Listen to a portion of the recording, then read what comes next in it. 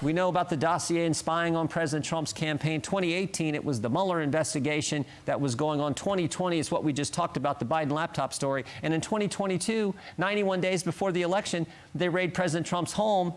And they know about Joe Biden having a classified document concern before the election, and they don't tell us about that. So maybe just stay out of the elections, FBI, and let the American people decide who we want represented. And that was House Judiciary Committee Chairman Jim Jordan last week on this program on the politicization of the DOJ and the FBI. The National Archives revealing in a letter to Senators Grassley and Johnson on Tuesday that 9 boxes of documents were taken from the office of President Biden's attorney, Patrick Moore, but they have yet to be reviewed, even though the archives have had possession of this material since November. The boxes were shipped from the Penn Biden Center in Washington to Moore's law firm in Boston. Next month, Biden's former executive assistant from his time as vice president, Kathy Chung, will testify before the House Oversight Committee on the president's handling of classified documents. Joining me right now to look ahead is the chairman of the House Oversight Committee, Kentucky Republican Congressman James Comer. Mr. Chairman, thanks very much for being here this morning. Thank you for having me. First, I want to get your take on the news of the day, and that is this Silicon Valley Bank loss and this failure.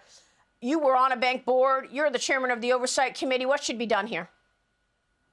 Well, look, this is something that I worry could be a trend. Usually when one bank goes down, more banks go down. And what we've seen early on from articles I've read in the Wall Street Journal and other financial publications is they invested a lot of cash that I would assume they had from things like the PPP loan, government policy, and they invested it in bonds. And then because the Democrats spent too much money in all their stimulus, the bonds go down when interest rates go up. The Fed had to raise interest rates to combat the Democrat inflation. And then we see now coming out that they were one of the most woke banks in their quest for the ESG type policy and investing. This could be a trend, and there are consequences for bad Democrat policy. And I think we need to keep an eye on all the banking sector right now. Well, we're waiting for a solution. We are expecting an announcement of an acquisition of the Silicon Valley Bank before the markets open tomorrow. We'll see. But let me move on to the work that you've been doing. It's been a couple of weeks since we've spoken, and you've been digging in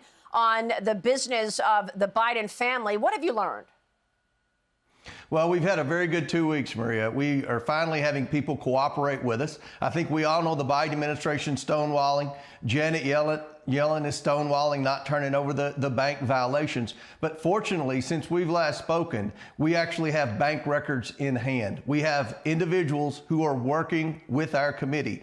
In the last 2 weeks, we've met with either these individuals personally or with their attorneys. And that would be 4 individuals who had ties in with the Biden family on their various schemes around the world. So now we have in hand documents that show just exactly how the Biden family was getting money from the Chinese Communist Party. And I will tell you, it's as bad as we thought, Maria. It's very concerning. And in a way, I'm kind of glad that the Biden attorney, Abby Lowell, and the Biden administration has been stonewalling us, because when I requested that information 2 weeks ago versus today, because of what we have in hand now, we have a lot stronger case in court for why we need these documents that the Biden family is withholding and that the government's withholding. So they have unintentionally helped our case in our quest to get these documents to where we can give the American people the truth and the transparency that they deserve out of their leadership in Washington.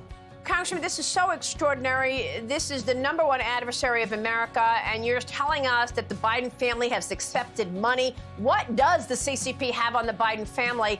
And is that the reason for the soft approach on China? We will slip in a short break, and then I want to get your take on what you are expecting out of that upcoming hearing of the Oversight Committee. Well, welcome back, and I am back with the chairman of the House Oversight Committee, Congressman James Comer. Congressman, talk to us about Kathy Chung. She's coming in to get deposed by your committee. What are you expecting? Well, we're going to have a transcribed interview with Ms. Chung. We have a lot of questions about her role in moving documents. We all know now that Joe Biden had mishandled classified documents in at least 5 different locations. We know from text messages and emails she got the job to help with the Biden family and moving documents at the recommendation of Hunter Biden. Given Hunter Biden what we see from bank records and from the emails and text messages with all the influence peddling he's done, we wonder why was Hunter Biden so concerned about Joe Biden's documents. So we have a lot of questions for Ms. Chung, and she's fortunately going to come in voluntarily, and we'll have an opportunity to hopefully get some answers. Tell me about the bank records. Mr. Chairman, what have you learned from these bank records that you've gotten? These are Hunter Biden's bank records? These are people affiliated with the different businesses, so to speak, that the Biden family was involved in with respect to this instance, China. And what it appears is there were a lot of transfers from account to account to account, many transfers on the same day. That's probably one reason they received so many suspicious activity reports, which are the bank violations from the banks. The banks would look at this like, well, they must be laundering money or something. I don't necessarily think they were laundering money, Maria. It looks to me like they were trying to hide the source of that money, and the source was the Chinese Communist Party.